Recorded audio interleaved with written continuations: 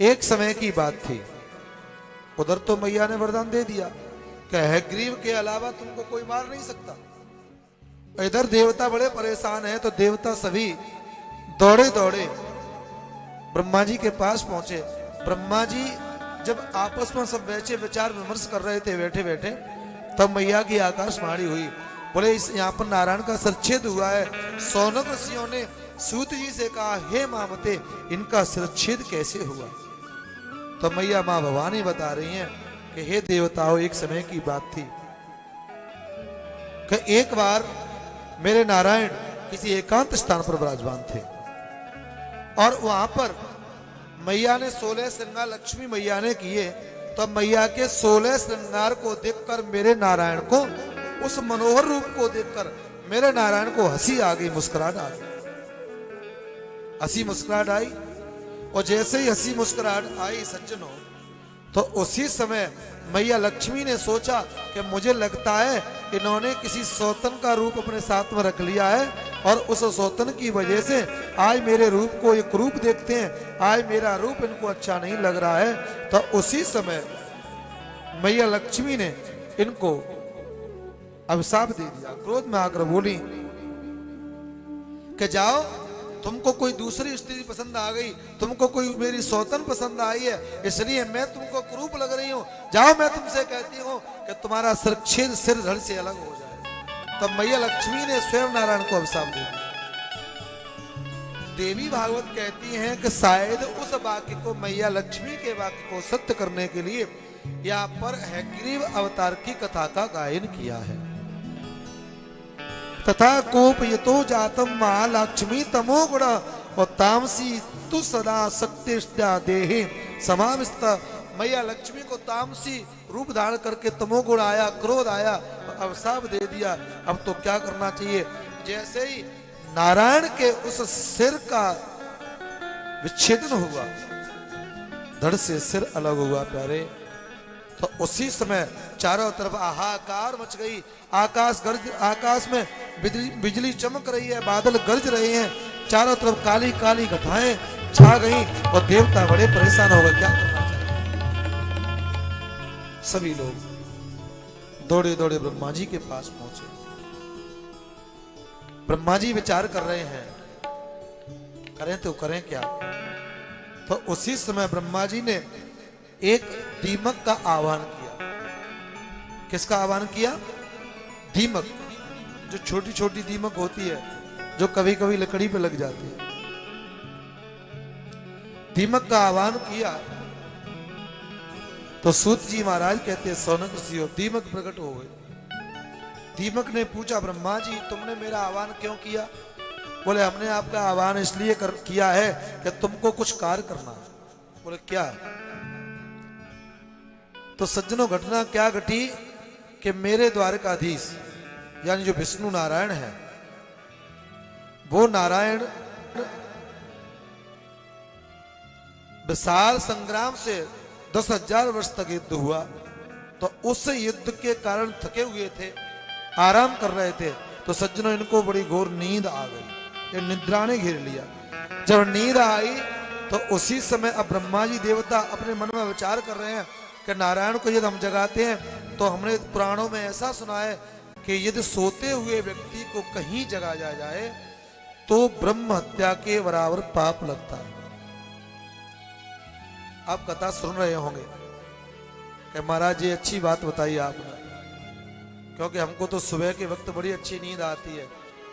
और ये अच्छी बात है कि देवी भागवत में ऐसा गाया है कि सोते हुए व्यक्ति को जगाने से ब्रह्म हत्या लगती है। अब आनंद की बात है, अब ना तो हमारी मम्मी हमको जगाएगी, ना हमारे पिताजी हमको जगाएंगे। लेकिन कारण ये भी है, यहाँ पर देवी भागवत में कहा गया है कि जो व्यक्ति सोते हुए को जगाता है तो उसको ब्रह्म हत्या लगती है। जब कोई बच्चा अपने माँ के दुग्ध को पान कर रहा हो, माँ का दूध पी रहा हो, तो उस बच्चे को उस माँ के स्तन से दूर किया जाए तो ब्रह्म हत्या लगती है। और पति और पत्नी के बीच में यदि कोई विघ्न बाधा डाले, यदि उनको दूर करना चाहे, तब भी सज्जनों पाप का कारण है। अब यहाँ पर दीमक से कहा, बोले हम कैसे कर सकते हैं, आप ही बता रहे हैं कि नारायण विष्णु उस धनुष पर चाप चढ़ी हुई है और उस पर अपने जबड़े को लगाए हुए आज खड़े खड़े सो रहे हैं, और इनको जगाएगा कौन? कौन जगाएगा इनको? तो सूत जी महाराज कह रहे हैं, सोनक ऋषियों, दीमक ने मना कर दिया। बोले ब्रह्म हत्या के भागीदार हम नहीं बनेंगे, हम नहीं जगा सकते। तो ब्रह्मा जी ने कहा, बोले तुमको हम बहुत कुछ देंगे। बोले क्या दोगे? बोले हम तुमको देंगे, जब भी कलयुग में कोई व्यक्ति हवन यज्ञ करेगा तो यज्ञ में जब हम साकल चढ़ाते हैं, जब हम संविदा आज में हवन करते हैं, जब हवन सामग्री डालते हैं और आहुति अंदर डालने से कुछ बाहर रह जाती है, हवन कुंड के बाहर फैल जाती है, तो वो साकल जो बचेगी वो सामग्री आपके हिस्से की है। इसीलिए हम और आप हवन करते हैं, देवी का हवन करते हैं, नारायण यज्ञ करते हैं और सारे यज्ञ करते हैं।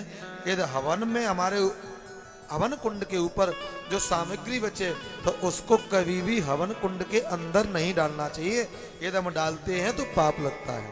मैं नहीं कह रहा देवी भागवत के, क्योंकि वो हिस्सा जो रह जाता है वो हिस्सा किसका है?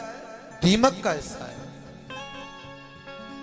यदि हम उसको स्पर्श भी करते हैं तो पाप लगता है। सब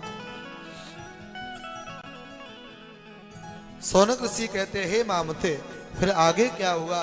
तो उसी समय सूत जी महाराज कह रहे हैं, सोनक ऋषियों, दीमक आई धीमे धीमे और उस धनुष की चाप को नीचे से काटना प्रारंभ किया। तो धनुष जैसे ही झुका तो उसी समय मेरे नारायण की वो निद्रा भंग हो गई। क्योंकि निद्रा क्या है? या देवी सर्वभूतेषु निद्रा रूपेण संस्थिता नमस्तस्यै नमस्तस्यै नमस्तस्यै नमो नमः। यानी निद्रा भी मेरी मैया दुर्गा का रूप है, भवानी का रूप है। तो मेरी मां भवानी की कृपा से निद्रा भंग हुई। जब नींद भंग हुई तो उसी समय जो चाप चढ़ी वो बाण मेरे नारायण के सिर पर लगा तो धड़ से वो सिर अलग हो गया। अब वो सिर क्षीर सागर में पैराने लगा, पहनने लगा, बहता हुआ सिर जा रहा है। अब तो नारायण के इस स्थिति को देखकर देवता विलाप करने लगे। बोले इस दुष्ट पापी है ग्रीव से हमको कौन बचाएगा? क्या करना चाहिए? त्राय माम चारों तरफ हे नारायण, हे विष्णु, पाय माम, हाँ आपकी शरणों में है। हे नारायण नमस्कृतम नरम चैव नरोत्तमम देवी सरस्वतीं व्यासम ततो जयम मुदीर। नारायण की स्तुति को गाया। अब करें तो करें कैसे? दूसरी बात सज्जनों, पहली बात ये बता दी कि मैया लक्ष्मी के उस अभिशाप के कारण मेरे नारायण का सिर विच्छेद हुआ। दूसरी बात, इस हैग्रीव ने खुद कहा था कि मेरे को इस मृत्यु लोक में मां हैग्रीव के अलावा और कोई नहीं मारे। तो मेरी मैया ने वरदान दिया था, तो शायद उस मां के वरदान को सत्य करने के लिए आज मेरे नारायण विष्णु का सिर धड़ से अलग हुआ। सूत जी महाराज कह रहे हैं, सोनक ऋषियों, सिर धड़ से अलग हो गया। अब करें तो करें क्या? ये सभी ब्रह्मा जी नारायण के पास पहुंचे और इन देवताओं ने विश्वकर्मा शिल्पी को आह्वान किया और एक घोड़े का सिर लिया और नारायण के धड़ के ऊपर लगा दिया। नाम क्या हो गया? बोलिए हैग्रीव भगवान की। तो हैग्रीव दुष्ट को मारने के लिए मेरे नारायण को हैग्रीव बनना पड़ा।